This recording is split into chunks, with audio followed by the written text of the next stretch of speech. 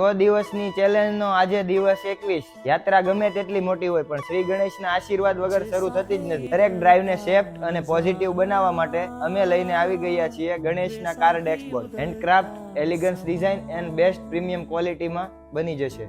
તમારી કારને આપે રોયલ અને પ્રીમિયમ લુક. ડેલી ડ્રાઈવ હોય, એક ફેમિલી ટ્રીપ હોય અથવા ફર્સ્ટ કાર સેલિબ્રેશન હોય તો બધા જ માટે આ ગણેશ પ્રીમિયમ.